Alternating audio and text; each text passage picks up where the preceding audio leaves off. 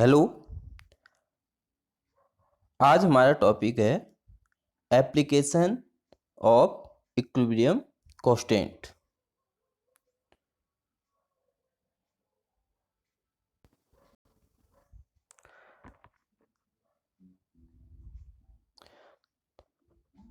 Now equilibrium constant is helpful in predicting the extent of reaction on the basis of magnitude। Mean जो आपकी reaction होगी जो उसके क्या है मैग्नीट्यूड है उस पर हेल्पफुल है। The predicting the direction of the reaction means जो आपकी रिएक्शन है किस डायरेक्शन में जा रही है, मीन्स राइट टू लेफ्ट जा रही है या लेफ्ट टू राइट जा रही है, मीन्स बैकवर्ड रिएक्शन है या फॉरवर्ड रिएक्शन है। इन calculating the equilibrium concentration and pressure, तो ये आपका इक्विलिब्रियम कंसंट्रेशन और प्रेशर को कैलकुलेटिंग में हेल्प करती है।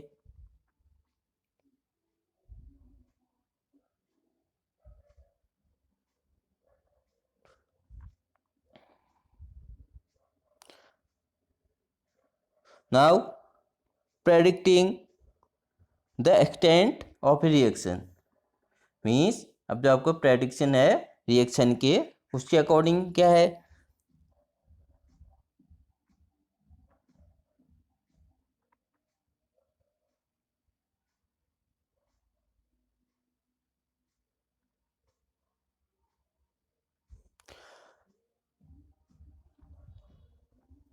the numerical value of equilibrium constant help us to predict the extent of a reaction if the value of k is greater than 10 की power 3। जो उनकी वैल्यू है अगर k is greater than 10 की power 3,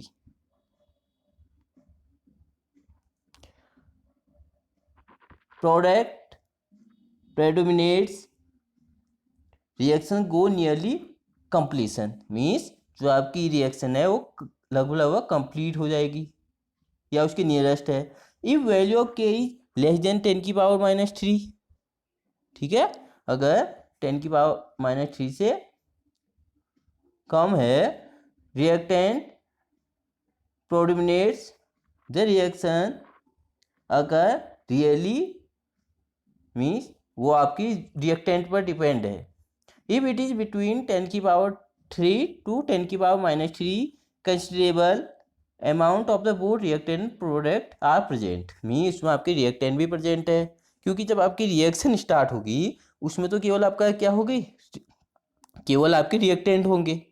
जब आपकी कोई रिएक्शन स्टार्ट हो रही है तो उसमें तो प्रोडक्ट बना नहीं होगा, ठीक है।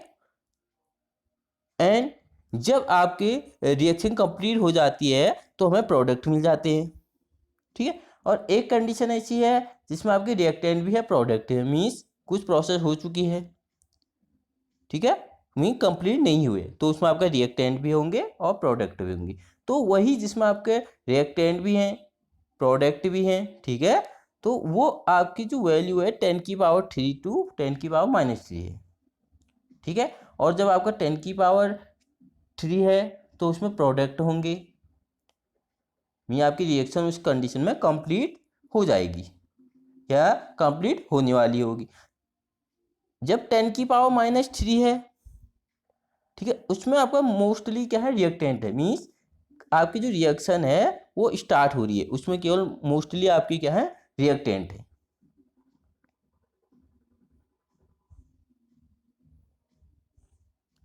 ना predicting the direction of the reaction, तो जो आपका क्या है कि आपकी जो रिएक्शन है किस डायरेक्शन में जा रही है,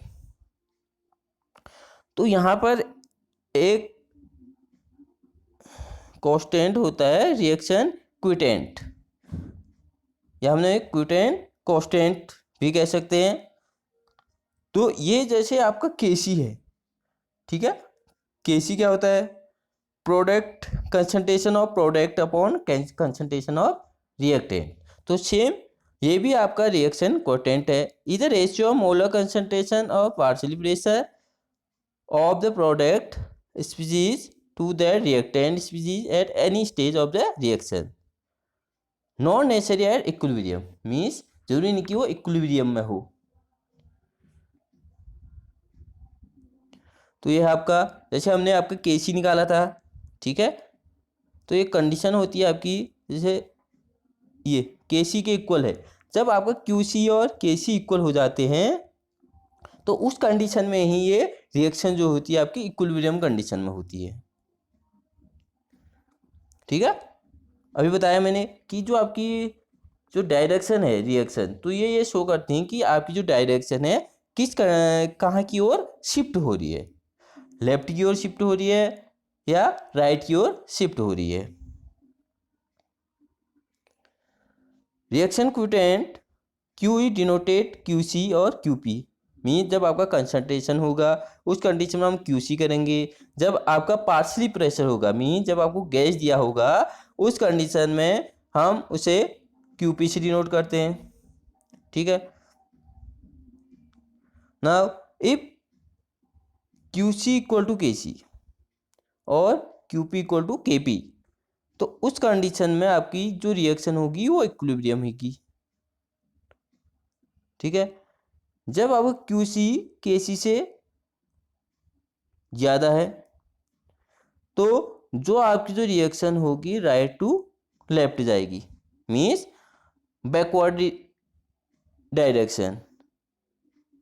ठीक है, बैकवर्ड मीन्स प्रोडक्ट से reactant.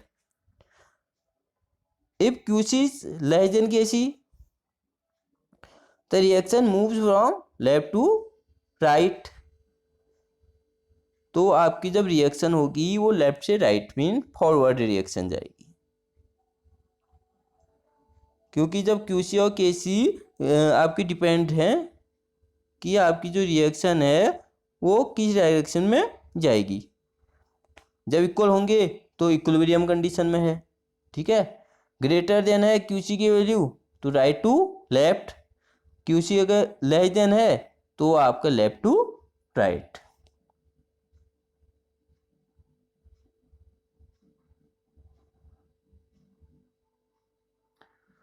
Now calculating equilibrium concentration, तो फर्स्टली आपको क्या करना है कि जो आपकी बैलेंस इक्वेशन है उसे राइट करना है।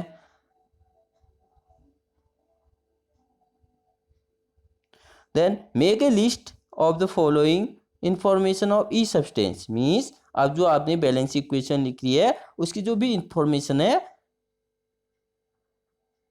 वो लिस्ट बनानी है। जैसे आपका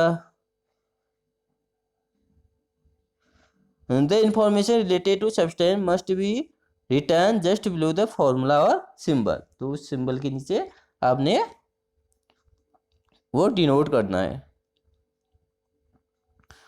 the information required the initial concentration, means जब आपकी जो रिएक्टेंट है स्टार्ट हो रही है उस कंडीशन में उसका कंसंट्रेशन क्या है। The equilibrium concentration of going to equilibrium, जब आपकी जो रिएक्शन है इक्विलिब्रियम कंडीशन में पहुंची है उसमें उसका कंसंट्रेशन क्या है। The equilibrium concentration for making the list consider concentration of one of the sustain that react on going the equilibrium, means जो आपकी लिस्ट बना रखी है आपने, जो भी आपको कंसंट्रेशन दिया है और one of the substance that react of going the equilibrium be X, now determine the concentration of other substance in terms of X by using the stoichiometry of the reaction, means वही है कि आपकी जो भी concentration है, ठीक है, जो आप डिनोट कर रहे हो तो आपने उसको शो कराना है। Substitute the value of equilibrium concentration and equilibrium constant in the expression of equilibrium constant for the given reaction. Thus solve the equation and get the value of x. Means जो भी आपको equilibrium concentration है या आपका equilibrium constant है जिसे आप expression कर रहे हो of equilibrium constant for the given reaction, जो भी है आपको आपने बैलेंस इक्वेशन बना रखी है, ठीक है। तो उसके लिए आपका जो क्वाड्रेटिक इक्वेशन है उसे आप डिनोट करोगे ax² plus bx plus c equal to 0 से। तो आपके जो फॉर्मूला होता है क्वाड्रेटिक इक्वेशन का -b plus minus under root b² minus 4ac/2a होता है। तो इससे आप सॉल्व करोगे। From the value of x calculate the equilibrium concentration of different substance. जो भी आपकी x की वैल्यू आएगी, calculate the equilibrium concentration of different substance, तो अलग अलग सब्सटेंस की आपकी जो इक्विलिब्रियम कंसंट्रेशन है उसे निकालोगे। Check your result by substituting the equilibrium concentration into the equilibrium equation. तो आपका जो भी आपका रिजल्ट आया है उसे हम सॉल्व कर लेंगे। Now relation between equilibrium constant, reaction coefficient and gives energy, ठीक है। ये आपका पहले भी आ चुका है थर्मोडायनेमिक में, ठीक है, कि आपका जो डेल जी होता है वो क्या होता है, del G not plus 2.303 RT log QC, ठीक है। तो डेल जी नॉट क्या है, स्टैंडर्ड गिव्स एनर्जी है। अगर हम इक्विलिब्रियम कंडीशन लेते हैं तो आपका जो डेल जी है उसकी वैल्यू 0 होती है, और जो आपका QC है इक्विलिब्रियम में वो उसकी वैल्यू KC के बराबर है। अभी पहले आ चुका है कि जब इक्विलिब्रियम कंडीशन होगा उस कंडीशन में आपका जो QC है वो उसकी वैल्यू किसके बराबर होगी, KC के बराबर होगी, ठीक है। अगर हम यहाँ पर वैल्यू रख देते हैं, इसकी वैल्यू 0 होगी, तो आपका जो डेल जी इक्वल टू क्या हो जाएगा, 2-2.303 RT log KC, ठीक है। सिमिलरली जब आपको क्या दिया है, गैसेज रिएक्शन दिए हैं तो उसमें हम पार्शियली प्रेशर निकालते हैं, तो वहां पर आपका KP हो जाएगा, ठीक है।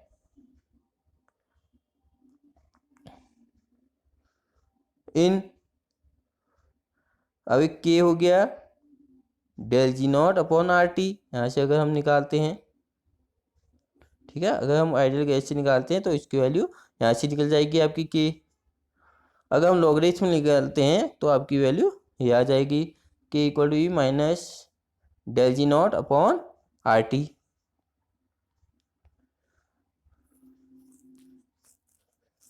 The above equation is helpful to predict the spontaneity of the reaction. If del G not less than 0, ठीक है, तो वहाँ पर जो आपके माइनस डेल जी नॉट और RT की वैल्यू क्या होगी, प्लस वी मी प्लस वैल्यू हो जाएगी, एंड तो इसकी वैल्यू अगर 1 से ग्रेटर हो जाती है, हैंस K की वैल्यू आपकी क्या हो जाएगी, 1 से ज़्यादा हो गई। इट मीन दैट रिएक्शन अगर spontaneously in the forward direction और प्रोडक्ट प्रोडुनेट ओवर रिएक्टेंट, तो वहाँ पर आपकी फॉरवर्ड डायरेक्शन में होगी। जब आपकी डेल जी नॉट की वैल्यू 0 से ज़्यादा है तो आपके जो माइनस डेल जी अपॉन RT है उसकी वैल्यू क्या हो जाएगी, -V, ठीक है। तो इसकी वैल्यू 1 से कम हो जाएगी तो K की वैल्यू भी कम हो जाएगी। In the direction non spontaneous in forward direction but spontaneous reverse direction, reactant predominate over product of the reaction occur really, तो वहाँ पर आपकी फॉरवर्ड डायरेक्शन में जाएगी।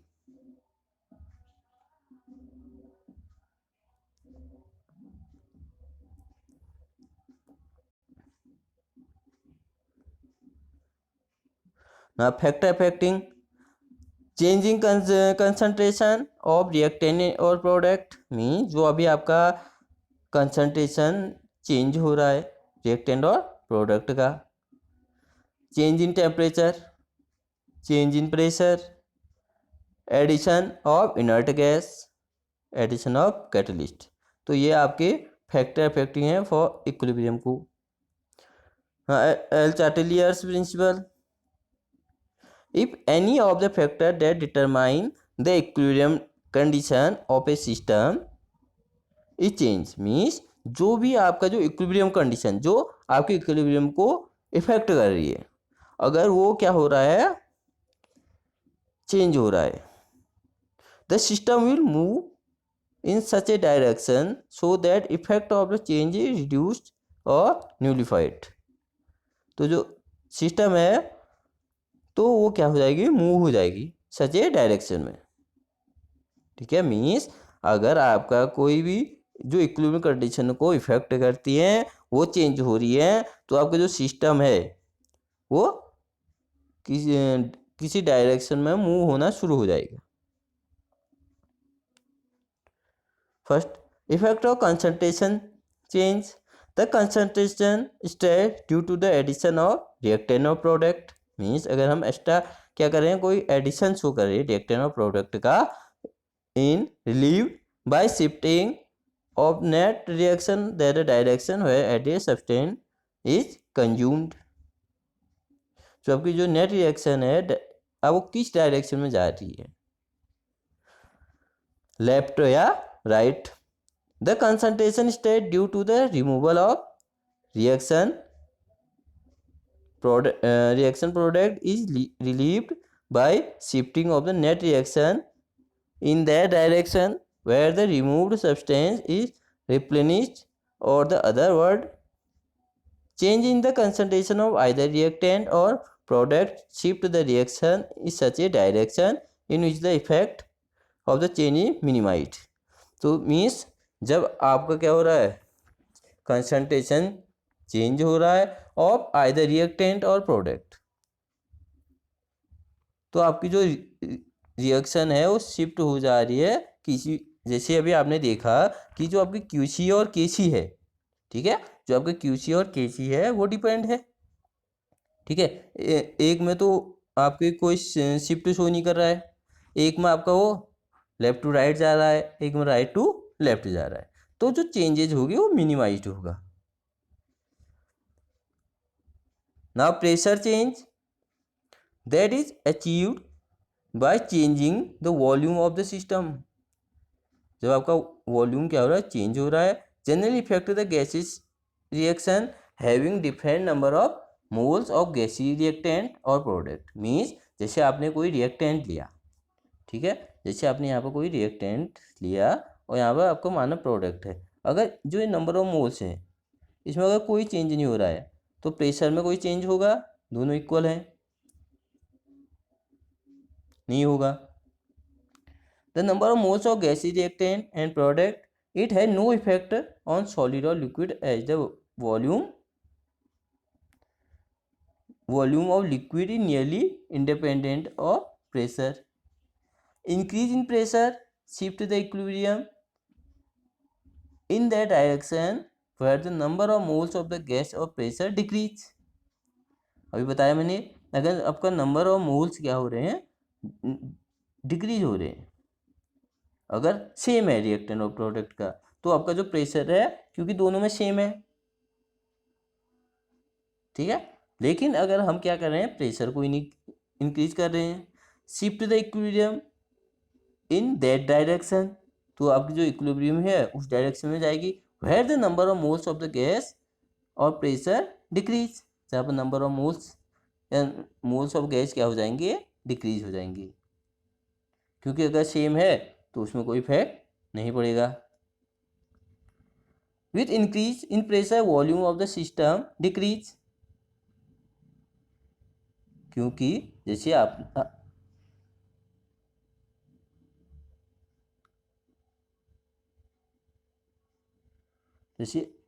आपने गैस ली कोई, ठीक है, यहाँ पर आपने प्रेशर लगाया, अगर हम प्रेशर लगाएंगे तो क्या होगा, नंबर ऑफ मोल्स कम होंगे, क्योंकि प्रेशर हम इंक्रीज कर रहे हैं तो नंबर ऑफ मोल्स कम हो जाएंगे, ठीक है, तो वहाँ पर क्यूसी डिक्रीज हो जाएगा। The order of achieve the equilibrium the reaction point forward direction, तो आपकी जो रिएक्शन होगी वो फॉरवर्ड डायरेक्शन में होगी।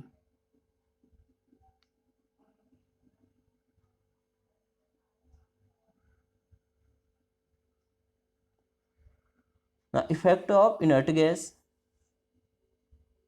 addition at constant volume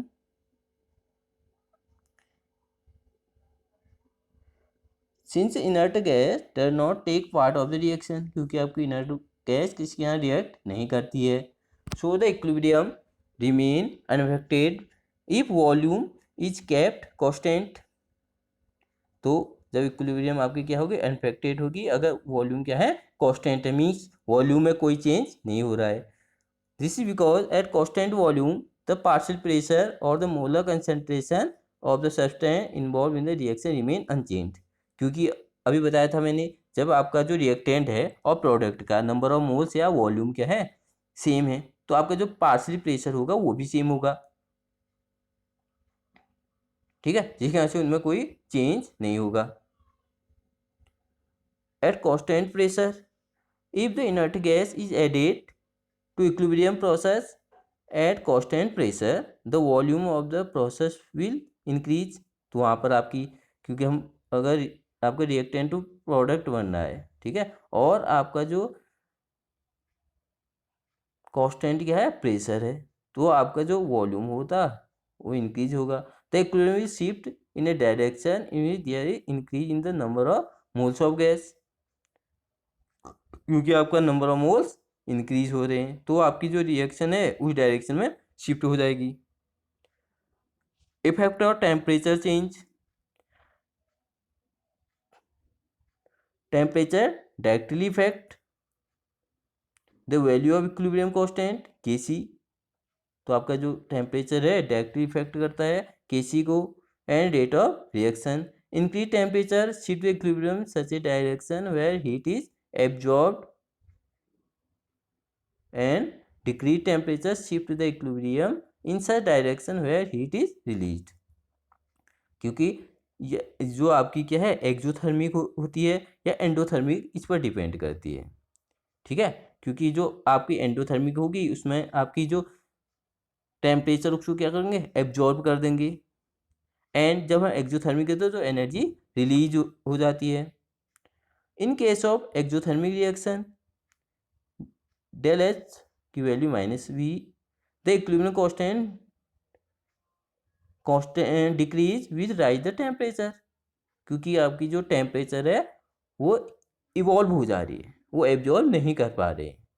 to make it constant and reaction proceed to backward direction. तो आपकी जो रिएक्शन होगी वो कहाँ की हो जाएगी, बैकवर्ड डायरेक्शन में जाएगी।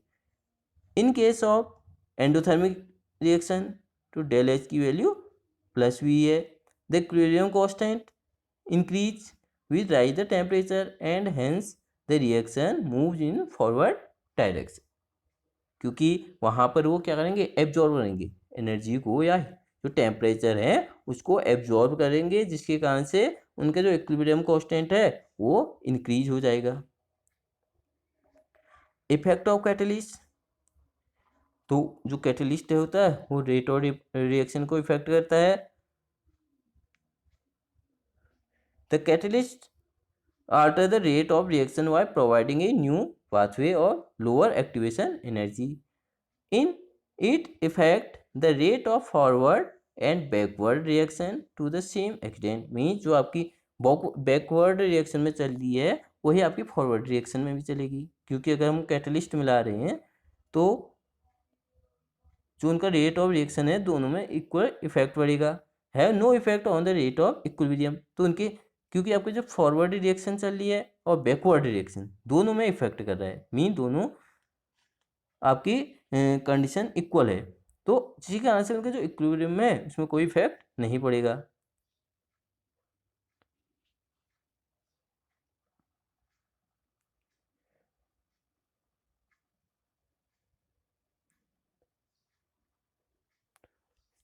नाउ कुछ एप्लीकेशन है आपकी।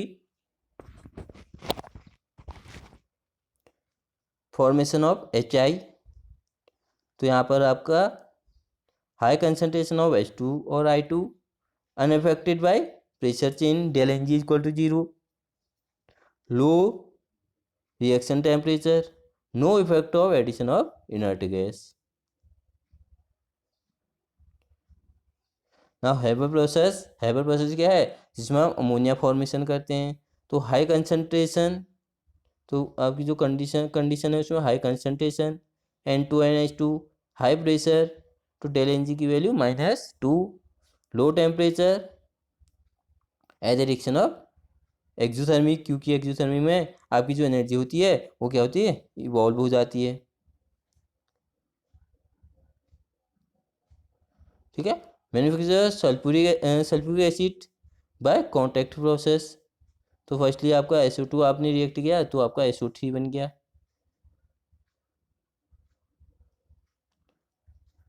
फिर SO3 से आपका सल्फ्यूरिक एसिड शो करते हैं।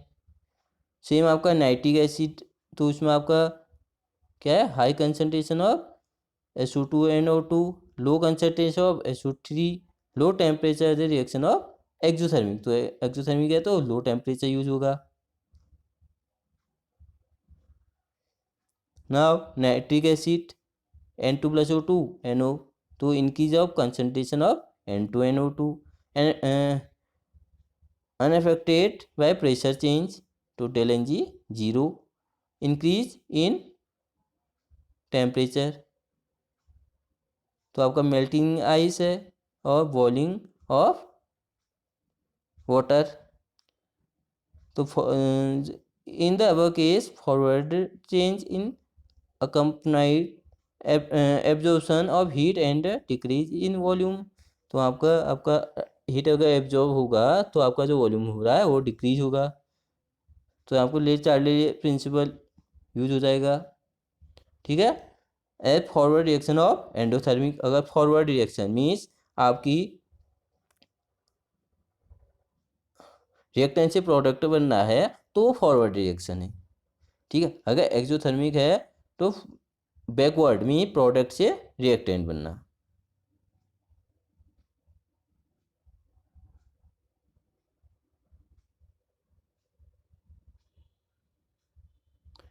Now ionic equilibrium in solution means जो जैसे आपका कोई कंपाउंड है वो आपके आयन्स दे रहा है, अलग अलग टाइप के आयन दे रहा है, तो वो आपका आयनिक इक्विलिब्रियम होगा।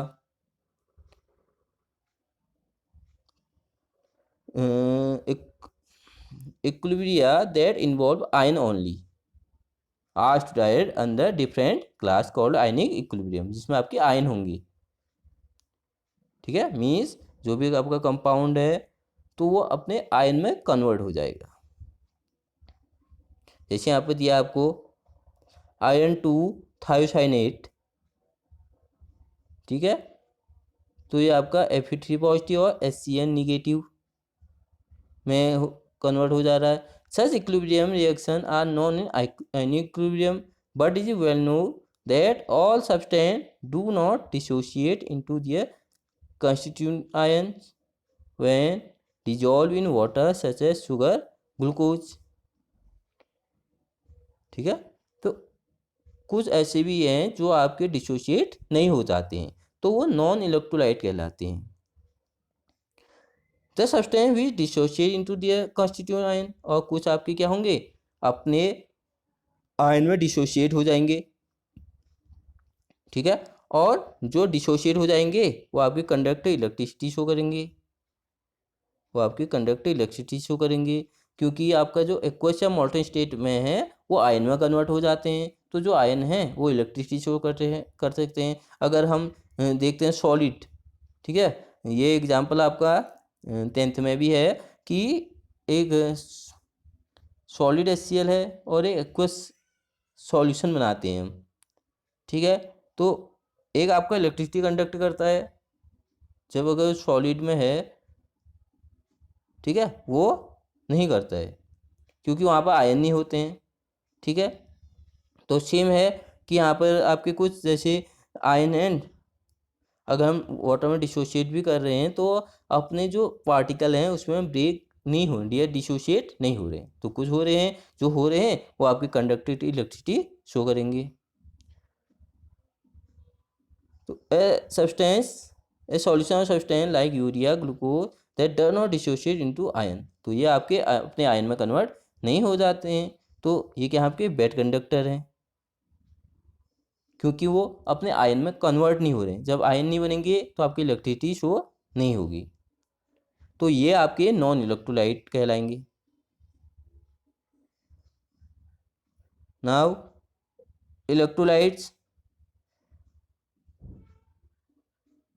the substance that dissociate into ion when dissolved in water, mean जब हम वाटर में डिजॉल्व करेंगे तो वो अपने आयन में डिसोशिएट हो जाएंगे, तो वो आपके इलेक्ट्रोलाइट कहलाएंगे।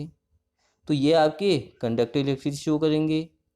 Depending upon the extent of ionization the electrolyte are further classified into two class, तो स्ट्रॉन्ग इलेक्ट्रोलाइट और वीक इलेक्ट्रोलाइट। तो आपके स्ट्रॉन्ग इलेक्ट्रोलाइट्स क्या हैं? These are dissociate largely almost completely, means जो आपके जो अगर हम इनके जो स्ट्रॉन्ग इलेक्ट्रोलाइट हैं अगर उनको डिसोशिएट करते हैं तो मोस्टली ये जो आपके कंप्लीट डिसोशिएट हो जाएंगे, जो आपके कंप्लीट डिसोशिएट होंगे या कंप्लीट अपने आयन में ब्रेक हो जाएंगे या टूट जाएंगे। तो ये आपके गुड कंडक्टर ऑफ इलेक्ट्रिसिटी होते हैं। जैसे आपका NaCl है तो कंप्लीटली डिसोशिएट हो जा रहा है, Na पॉजिटिव अलग हो जा रहा है और Cl निगेटिव अलग हो जाएगा। आपका HCl है, H पॉजिटिव और Cl निगेटिव कंप्लीट डिसोशिएट हो जाएगा। H2SO4, H पॉजिटिव और SO4 2 निगेटिव, 2H पॉजिटिव और SO4 2 निगेटिव में हो जाता है। H पॉजिटिव और NO3 निगेटिव, Na पॉजिटिव और OH निगेटिव में। तो ये एग्जाम्पल आपके स्ट्रॉन्ग इलेक्ट्रोलाइट के हैं जो कंप्लीटली डिसोशिएट हो जा रहे हैं। Now weak electrolytes, these get never complete dissociate, ये कंप्लीट आपके डिसोशिएट नहीं हो पाते हैं। तो ये आपके क्या हैं? पुअर कंडक्टर ऑफ इलेक्ट्रिसिटी होंगे। Aqua solution of acetic acid, जैसे आपका है CH3COOH, ठीक है, ये है।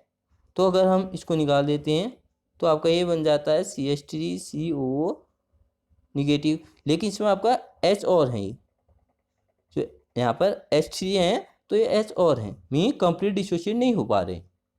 एक हाइड्रोजन तो आपका डिसोशिएट हो गया लेकिन जो अदर हाइड्रोजन है वो डिसोशिएट नहीं हो पा रहे हैं,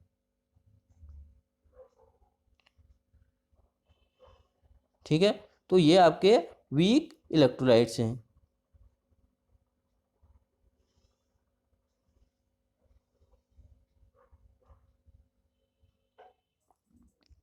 Now degree of dissociation in the solution of weak electrolyte, an equilibrium is stay between the ion और an ionized electrolyte, क्योंकि यहाँ पर जो आपका क्या है वीक इलेक्ट्रोलाइट है वो कंप्लीट डिसोशिएट नहीं हो पाते हैं।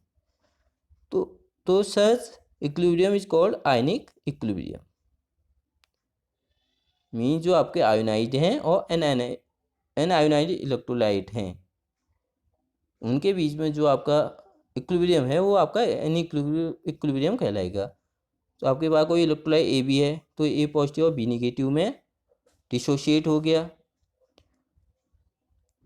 The equilibrium established between AB and A positive and B negative is called ionic equilibrium.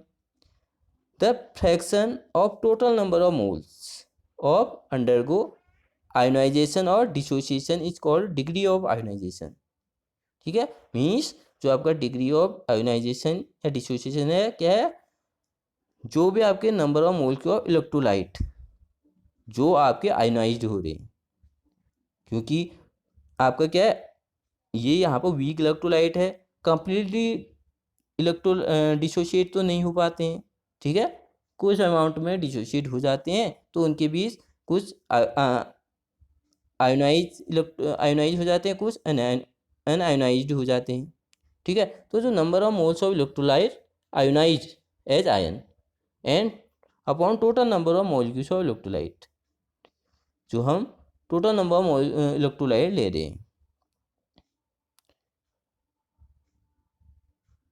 Now alpha equal to amount of electrolyte ionize, जितने आपके आयोनाइज होंगे, एंड इनिशियल अमाउंट, जो आपने स्टार्टिंग में डिसोशिएट कर रहे हो।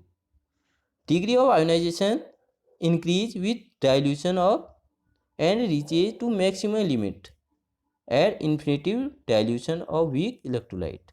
तो आपका जो डिग्री ऑफ आयोनाइजेशन क्या है, इंक्रीज विथ डाइल्यूशन, जितने आपका डाइल्यूशन हो रहा है, and reaches maximum limit, mean कितने उस लिमिट पर जितने भी आपके आयोनाइज क्या हो रहे हैं, आपकी जो वीक इलेक्ट्रोलाइट है, जितने भी आपके आयोनाइज हो रहे हैं, तो वो maximum limit. The extent of ionization also depend upon the strength of bond and the extent of solvation of ion. तो वो जो इसकी स्ट्रेंथ है वो किस पर, जो बॉन्ड की स्ट्रेंथ है, कि जैसे कहीं पर आपके क्या है, जो बॉन्ड होते हैं वो वीक होते हैं, कहीं पर स्ट्रॉन्ग होते हैं, एंड सॉल्वेशन, जो आपकी जो कंपाउंड है, जो आपके इलेक्ट्रोलाइट है, वो आपके सॉल्वेशन क्या शो करें। Now acid, base and salt. Acid and base were the experimentally observed property of aqueous solution. The word acid has been derived from Latin word acidus, meaning sour. तो acid का means Latin word में sour है। The substance that have sour taste turn blue litmus red. जो आपके acid होंगे वो blue litmus को red में चेंज कर देते हैं। Liberate hydrogen with some metals, hydrogen को लाइब्रेट करते हैं, and neutralize base in term of acid, जब आपके एसिड और बेस रिएक्ट करते हैं तो वो न्यूट्रलाइज शो करते हैं। The substance having bitter taste, जो आपका बीटा टेस्ट होगा, जो आपको रेड लिटमस को ब्लू में कन्वर्ट कर देंगे, फिर सोपी होते हैं, neutralize acid is termed as a base. तो जो आपके क्या हैं, बीटा टेस्ट के हैं, जो आपके रेड को ब्लू में कन्वर्ट कर देंगे, ठीक है, सोपी फील होगा, और जब हम एसिड के साथ रिएक्ट करेंगे तो वो न्यूट्रलाइज हो जाएगा, तो उसे हम बेस कहेंगे। When acid and base react together they neutralize each other and result in the formation of salt along with water. Mean जब हमें एसिड और बेस को रिएक्ट करते हैं तो हमारे को एक सॉल्ट मिल जाता है और वाटर मिल जाता है। The above mention concept of acid and base are not applicable for all the substance. तो जैसे हमने ऊपर बताया कि एसिड क्या है, ब्लू को रेड में कन्वर्ट कर दे रहा है, हाइड्रोजन लाइब्रेट करेगा कुछ मेटल के साथ, तो वो तो एसिड है, ठीक है। और जो बेस होते हैं बीटा टेस्ट के हैं, रेड लिटमस को ब्लू में कन्वर्ट कर देंगे, या जब हम एसिड की साथ रिएक्ट करें न्यूट्रलाइज, तो ये सभी के लिए एप्लीकेबल नहीं है। तो अलग अलग साइंटिस्टों ने इसमें अपनी अपनी डेविएशन दी है एसिड बेस पर।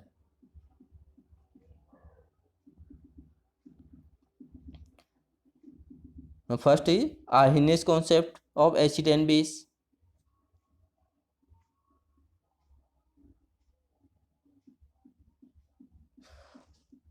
According to the concept, the substance that की हाइड्रोजन आयन, जो हमें हाइड्रोजन आयन देंगे in the aqueous solution are called acid, ठीक है। जब हम एक्वस सॉल्यूशन बनाएंगे, अगर वो हाइड्रोजन आयन देते हैं तो वो एसिड है। While that which furnish hydroxyl ion, जो आपके OH निगेटिव देंगे, तो वो आपके क्या होंगे, बेस होंगे, ठीक है। तो जैसे आपका एक कोई कंपाउंड एक्वस सॉल्यूशन दे दिया आपको, ये H पॉजिटिव और A निगेटिव दे रहा है, तो आर्नेस ने बताया कि अगर कोई सब्सटेंस हमें H पॉजिटिव दे रहा है तो वो एसिड है, ठीक है। दूसरा आपने ये कंपाउंड ले लिया, तो आपका H3O, ये यहाँ पर H पॉजिटिव भी हो सकता है, ठीक है, H3O पॉजिटिव भी होता है। इस कंडीशन में दोनों आपके ये एसिड शो करेंगे। नाउ BOH, तो OH निगेटिव दे रहा है तो ये बेस है। Number of H positive ion delivered by N acid in its aqueous solution is called basicity, ठीक है। जितने भी आपके हाइड्रोजन आयन डिलीवर्ड हो रहे हैं किसी एसिड से, तो वो उसकी बेसिटी कहलाती है या प्रोटोसिटी कहलाती है। The acid are referred and monobasic, ये मोनोबेसिक शो कर सकते हैं, डाइबेसिक शो कर सकते हैं, ट्राई बेसिक शो कर सकते हैं। ठीक है, मोनो बेसिक में 1 हो गया, dibasic 2, tribasic 3, 3 hydrogen अगर डिलीवर्ड हो रहे हैं। According to the number of protons given in aqueous solution as 1, 2 और 3, the number of OH negative furnished by the base in its aqueous solution. अगर आपका जो बेस है उसके एक्वस सॉल्यूशन में जितने भी OH निगेटिव या हाइड्रोक्सी आयन निकल रहे हैं वो उसकी एसिडिटी कहलाएगी। The substance that furnish both H positive and OH negative are called amphoteric substance, जिसमें आपके H पॉजिटिव मीन्स एसिड की प्रॉपर्टी भी है, बेस की प्रॉपर्टीज भी है, तो वो आपके एम्फोटेरिक सब्सटेंस कहलाएंगे। जैसे आपका H2O है, इसमें आपके दोनों हैं, H पॉजिटिव है और OH निगेटिव भी है। ठीक है,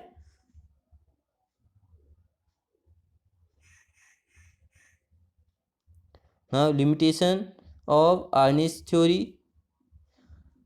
Free H positive and OH negative ion because of their high reactivity do not exist in water, क्योंकि ये हाईली रिएक्टिव हैं तो ये आपस में ही रिएक्ट कर लेते हैं, जिसका है वाटर फॉर्म होता है आपका। This concept is limited two aqueous solution only, ये कॉन्सेप्ट केवल आपका एक्वस सॉल्यूशन में होता है। The acidic character of certain salt like AlCl3, BF3 and basic character of NH3, BH3 cannot be explained with the help of this concept.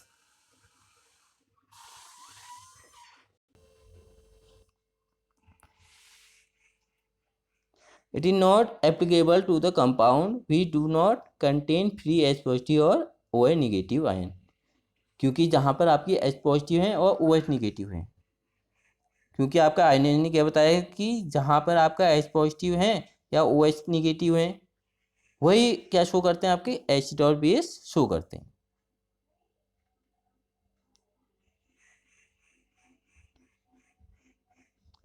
Now the Bronsted Lowry acid and base. This concept was proposed by the Danish chemist Johannes Bronsted and the English chemist Thomas M. Lowry. तो इनके according क्या है, an acid is a substance which can donate H positive to a base, जो आपके donate करेंगे H positive किसको, base को means दे देंगे। And the base is substance which can accept a proton, and जो आपके बेस होंगे वो प्रोटॉन को एक्सेप्ट करेंगे। दस N acid is A proton donor, तो इनके अकॉर्डिंग तो आपका एसिड क्या है, प्रोटॉन डोनर है या हम प्रोटोजेनिक कहते हैं, एंड बेस प्रोटॉन एक्सेप्टर है। The acid base pair which differ by a proton are said to form a conjugate acid base pair. तो जो आपका एसिड बेस पेयर है तो जो डिफरेंट होता है किस पर, प्रोटॉन, जो आपके कंजुगेट एसिड बेस पेयर बनाते हैं। जैसे यहाँ पर आपने NH3 लिया जो आपका बेस है, H2 लिया एसिड। ठीक है, अब जो NH3 है बेस है तो मीन्स ये क्या करेगा, प्रोटॉन को एक्सेप्ट करेगा, तो ये NH4 पॉजिटिव बनेगा जिसे हम कंजुगेट बेस कहेंगे। ठीक है, H2 क्या है, एसिड है, तो ये प्रोटॉन को लॉस कर देगा, तो ये आपका OH निगेटिव बन गया, तो ये आपका कंजुगेट बेस बन गया। The acid base pair is the example, तो सेम दिया है, NH3 आपका NH4 पॉजिटिव बन गया, H2O OH निगेटिव में बन गया। ठीक है, तो अब जैसे आपका NH3 NH4 बन गया, ठीक है, अगर ये हाइड्रोजन लॉस करता है क्योंकि यहाँ पर वो क्या बन गया, कंजुगेट एसिड बन गया है, तो ये आपका बेस बन गया। फिर H2O OH बन गया, फिर इसने हाइड्रोजन एक्सेप्ट किया क्योंकि यहाँ पर ये क्या बन गया, कंजुगेट बेस बन गया, बेसिक हो गया है, तो ये H2O बन जाएगा। इन जनरल फॉर्म ऑफ, तो जनरल फॉर्म में क्या होगा, एसिड क्या बनेगा, कंजुगेट बेस बन जाएगा और बेस कंजुगेट बन जाएगा।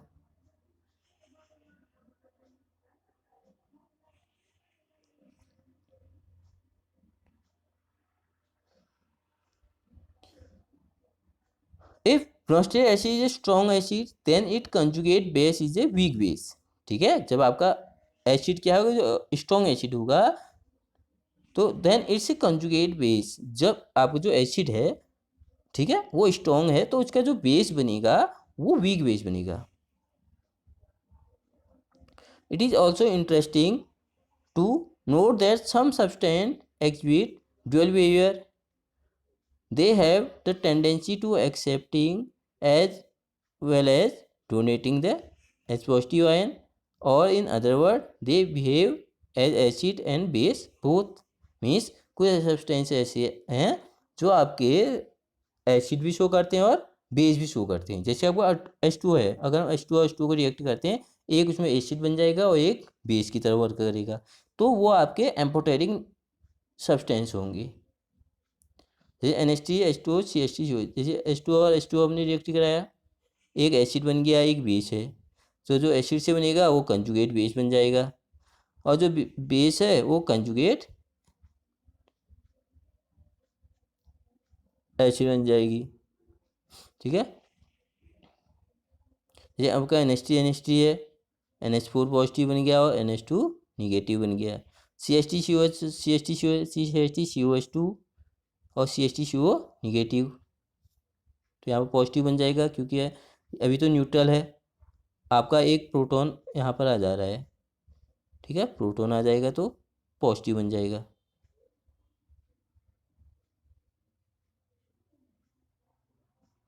नाउ लिमिटेशन,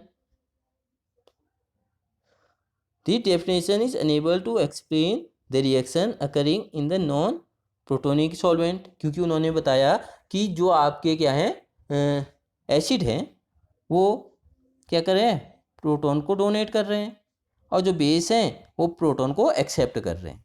तो जहाँ पर आपके कोई प्रोटॉन नहीं है, लेकिन वो भी आपके क्या शो करते हैं, एसिड और बेस शो करते हैं। It can not explain the reaction between some acidic oxide, तो ये एक्सप्लेन नहीं कर पाए कुछ एसिडिक ऑक्साइड को। बेसिक ऑक्साइड भी take place even in the absence of the solvent.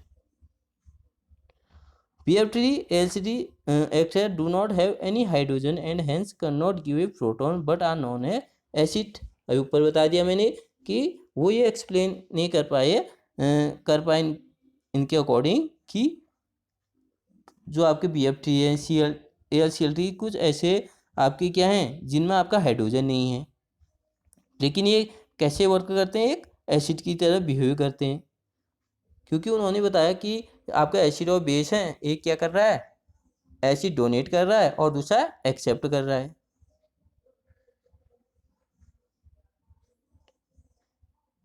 हाँ, Lewis acid and base,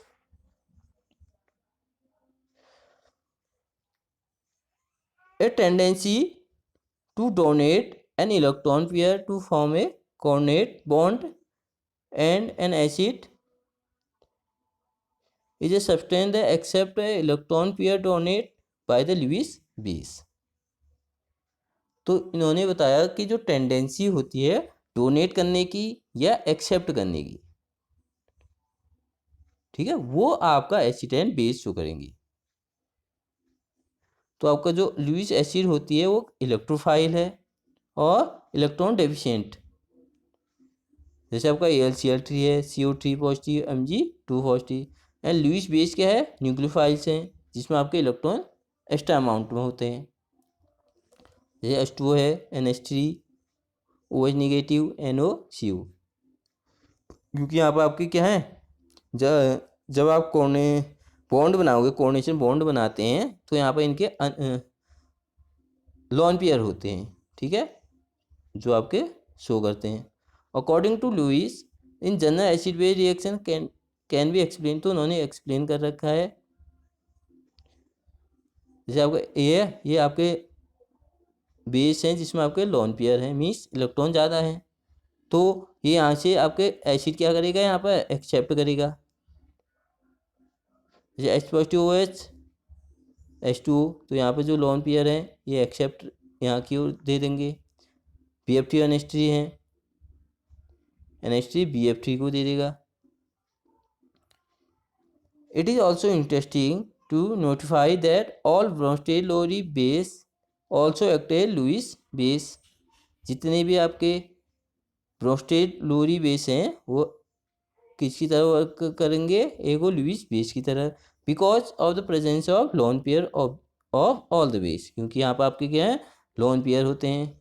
all Bronsted Lowry acid do not behave Lewis acid, लेकिन जो आपके ब्रोस्टेड-लोरी एसिड हैं वो लुईस एसिड की तरह बिहेव नहीं करते हैं, क्योंकि वहाँ पर एब्सेंस ऑफ प्रोटॉन होते हैं. Which because the electron deficiency act as Lewis acid, जहाँ पे इलेक्ट्रॉन डेफिशिएंसी होंगे, कम होंगे, वो आपके लुईस एसिड शो करेगा, but not at Bronsted acid, लेकिन वो ब्रोस्टेड एसिड शो नहीं करेंगे. Limitation of Lewis concept. The strength of Lewis acid and base is found to depend on the type of reaction. तो जो आपके Lewis acid and base हैं कि जो इनकी स्ट्रेंथ है वो डिपेंड करती है आपकी रिएक्शन पर. It does not explain the behavior of protonic acid. तो ये आपके एक्सप्लेन नहीं कर पाई कि जो प्रोटोनिक एसिड हैं इनके बिहेवियर को. Catalytic activity of Lewis acid can not be explain because the catalytic activity of many acid is due to their tendency to furnish s positive. Lewis acid does not do so. तो जो आपकी catalytic activity होती है वो tendency show करती है S positive, लेकिन Lewis acid में ऐसा नहीं है, क्योंकि वो आपके जो इलेक्ट्रॉन है उस पर डिपेंड करता है.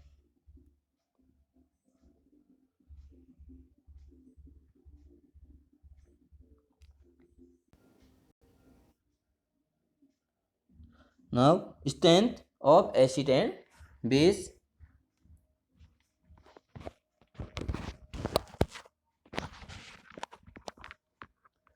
अकॉर्डिंग टू आर्नियस कॉन्सेप्ट, तो जो आर्नियस ने क्या बताया कि जो आपके क्या है, कोई कंपाउंड है, अब कौन आपका स्ट्रॉन्ग एसिड शो करेगा, कौन स्ट्रॉन्ग बेस शो करेगा.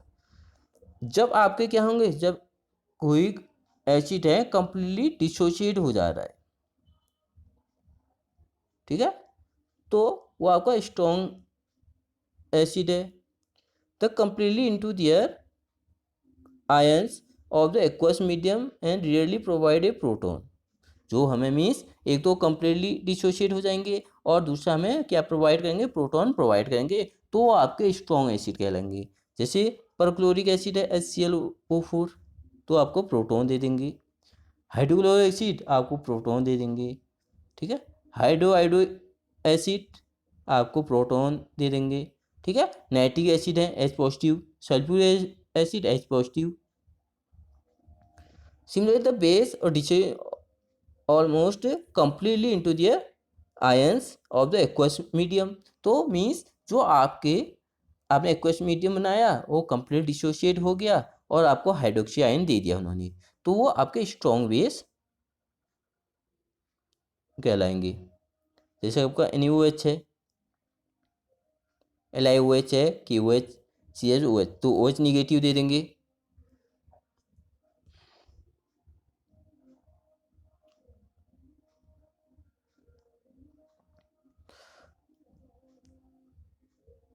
Now, higher the value of ionization constant Ka, more is the acidic strength. Similarly, higher the value of Kb, more is the basic strength. Means जब K की value ज़्यादा होगी तो ज़्यादा उसकी एसिड स्ट्रेंथ होगी, और Kb जब ज़्यादा की वैल्यू ज़्यादा होगी उसकी बेसिक स्ट्रेंथ ज़्यादा होगी.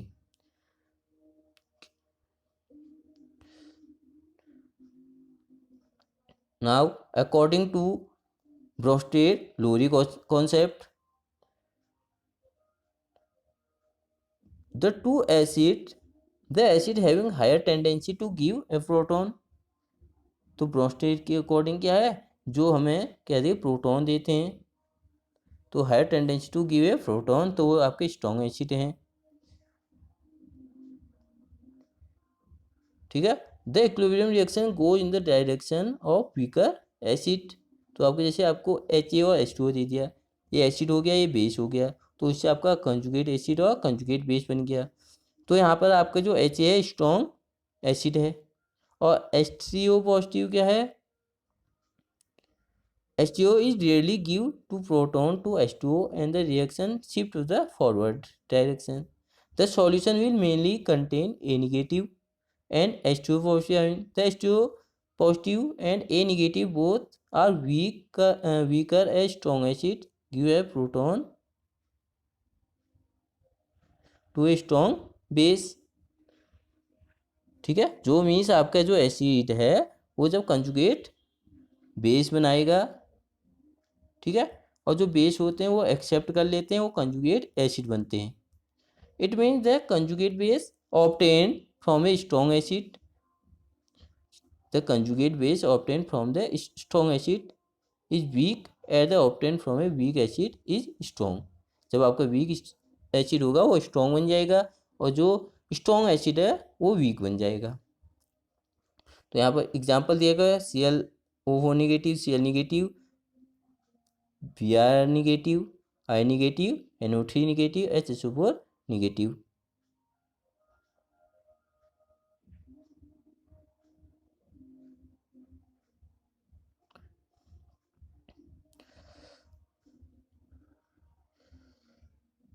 तो strong acid are much weaker base, ठीक है, जब स्ट्रॉन्ग एसिड हो गए जो आपके वीकर बेस के यहाँ रिएक्ट कर रहे हैं, वाटर NO2 है, F नेगेटिव है, CH3 CO नेगेटिव है।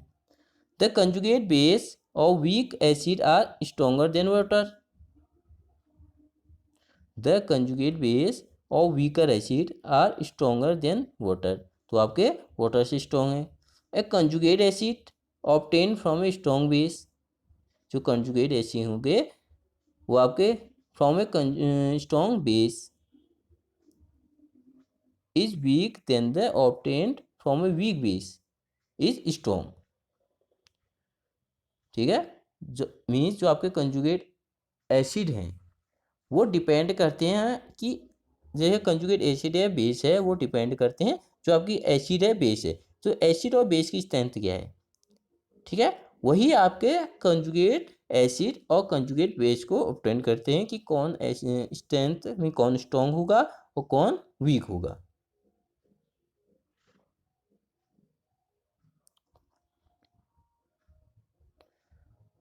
ना ionization constant of acid and base,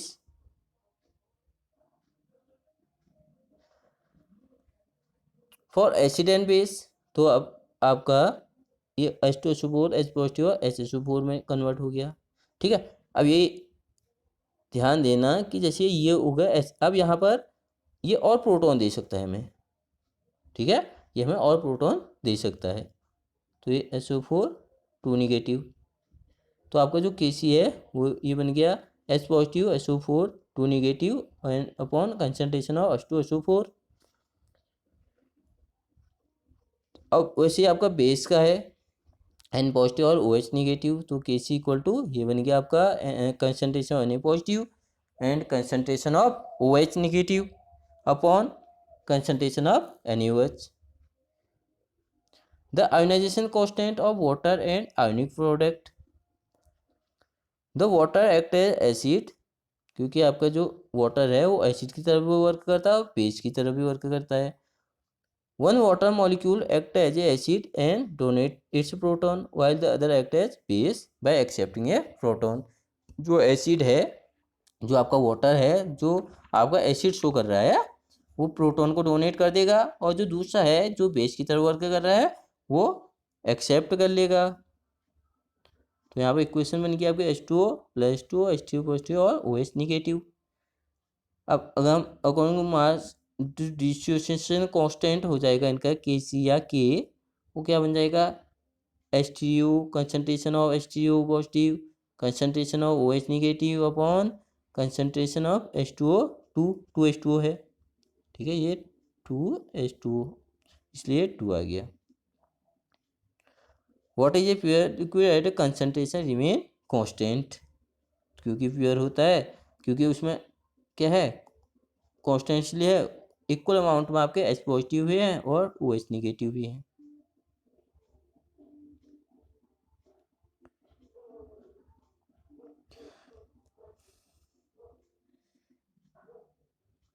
Hence H2O की power 2 is incorporated with K and new constant KW। Means जो हम वाटर के लिए लेंगे वो मोस्टली आपका KW होगा, ठीक है, इन प्लेस ऑफ K। तो आपके KW इक्वल टू क्या हो जाएगा, जो भी आपने निकला था H2O पॉजिटिव और OH निगेटिव, ठीक है। क्योंकि अभी मैंने बताया था ये H2O पॉजिटिव है या उसे हम H पॉजिटिव भी शो करते हैं, तो H पॉजिटिव और OH निगेटिव, क्योंकि दोनों सेम है। क्योंकि H2O में आपने जैसे H2O है इसमें आपने H पॉजिटिव जोड़ दिया, ठीक है, H2O पॉजिटिव बन गया। KW is called the ionic product of water. तो ये क्या है, वाटर का आयनिक प्रोडक्ट है। जो हम एक्सपेरिमेंटली देखते हैं जो H पॉजिटिव या OH निगेटिव होता है उसकी वैल्यू होती है 1 मल्टीप्लाई 10 की पावर -7, 1 मल्टीप्लाई 10 की पावर -7। सिंस वाटर प्रोडक्ट तो आपका क्या होगा, H3O पॉजिटिव और OH निगेटिव इतनी है, ठीक है। अब आपने वैल्यू रख दी KW में, तो क्योंकि KW की वैल्यू क्या आई थी आपकी, KW है ये H3O positive and OH negative,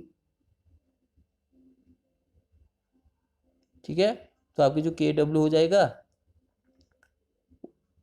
एक H3O पॉजिटिव की वैल्यू है इसमें, एक OH निगेटिव की वैल्यू है, ठीक है। 1 मल्टीप्लाई 10 की पावर -7 की पावर 2 मीन्स ये हो गया 1 मल्टीप्लाई 10 की पावर -14, ठीक है। आपका H पॉजिटिव और OH निगेटिव आपके इक्वल हैं तो न्यूट्रल हो जाएगा। अगर H पॉजिटिव ज़्यादा हैं तो एसिडिक होगा, अगर OH निगेटिव ज़्यादा हैं, ठीक है, वो बेसिक हो जाएगा।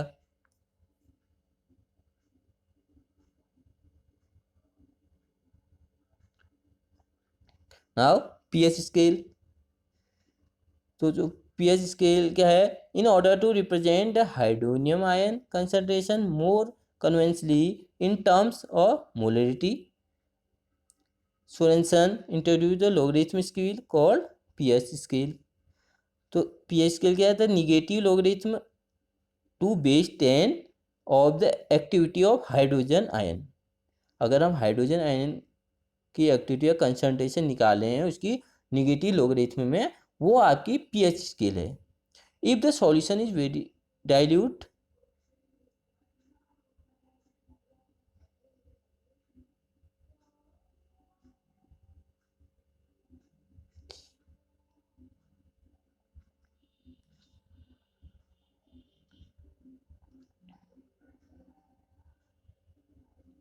ठीक है, तो आपका क्या बन जाएगा, H positive equal to H positive upon mole per litre.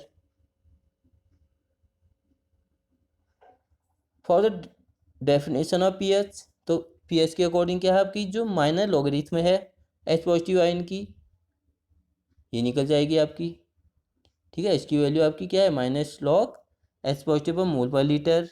तो pH की वैल्यू क्या हो जाएगी, -log H पॉजिटिव, या आप log upon 1 upon H positive, क्योंकि ये माइनस वैल्यू है।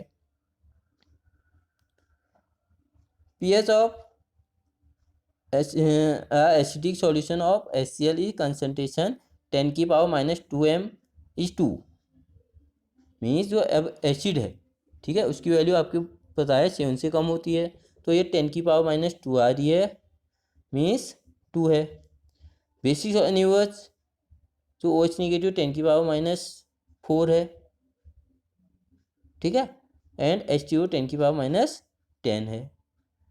तो आपकी जो इसकी वैल्यू हो जाएगी 10 हो गई, क्योंकि जो आपका pH है वो किस पर, H पॉजिटिव पर डिपेंड है, जो लॉगरिथम है वो H पॉजिटिव पर डिपेंड है, तो 10 की पावर -10 है तो इसकी वैल्यू 10 हो जाएगी। अगर वाटर का देखते हैं तो 10 की पावर -7 होता है, मीन्स pH वैल्यू इसकी 7 है।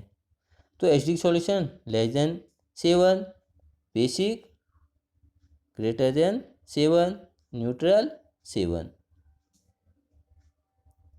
Since pH scale is a logarithm scale, is a show a decrease of a single pH unit correspond to 10-fold increase in acidic nature. तो जो पीएच वैल्यू है वो किस पर डिपेंड करते हैं, आपके जो एसिडिक नेचर पर है।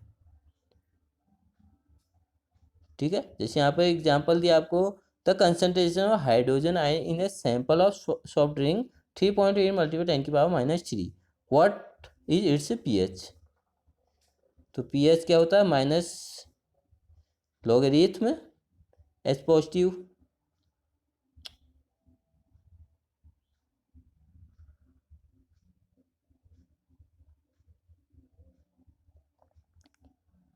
Minus logarithm H positive means आपने इसकी वैल्यू रख दी, एच पॉजिटिव की वैल्यू, तो ये क्या हो जाएगा आपका log minus log 3.8 plus log 10⁻³ तो जो -3 है वो यहाँ आगे आ जाता है। ठीक है, तो log 3.8 की वैल्यू 0.58 प्लस ये हो जाएगा -3, तो इसकी वैल्यू आपकी 2.42।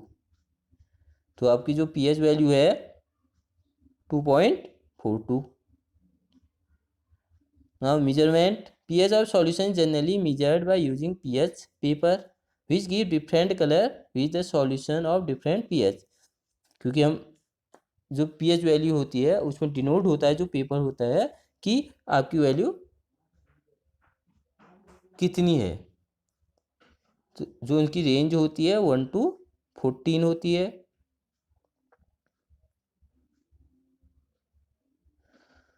Can be determine with the accuracy of 0.5 by using pH paper. ठीक है, मीन्स जब हम मेजरमेंट करेंगे pH का उसके जो पेपर होता है उससे डिनोट करेंगे। तो यहाँ पर कुछ वैल्यू दी हैं आपकी pH की। ठीक है, जैसे NaOH है NaOH सॉल्यूशन 13 है, लाइम वाटर 10.5, मिल्क और मैग्नीशिया 10, एग वाइट सी वाटर। तो इससे आपकी जो pH वैल्यू है उससे आपकी वो एसिड है या बेस है वो पता चल जाएगा आपका।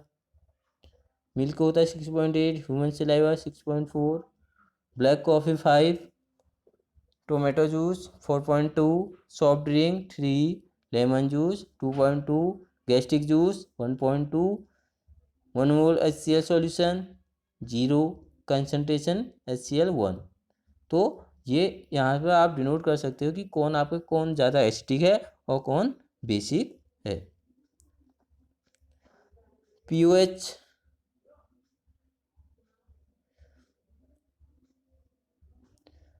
pOH value, just a pH indicate H positive, the concentration of pOH represent the OH ion concentration।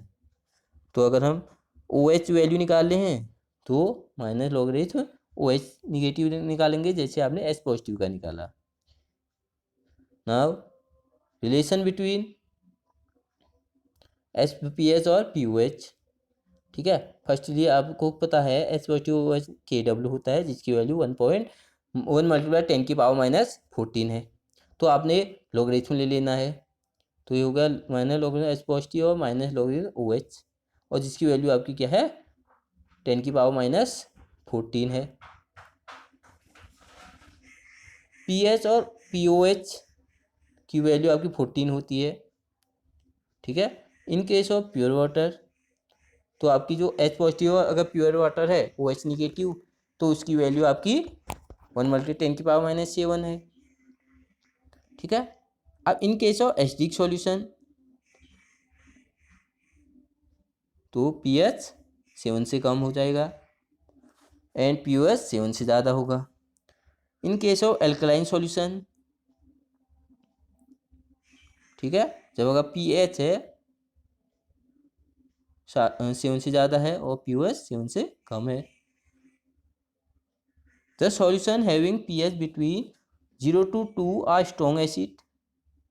The pH between 2 to 4 are moderately acid.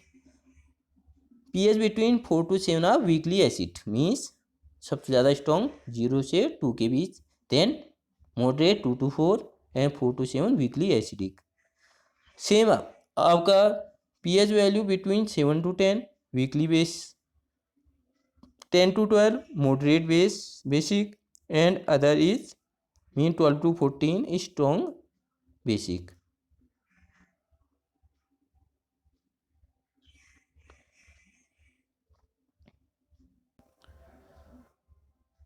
Next video में हम देखेंगे पीएच और mixture of acid and basis.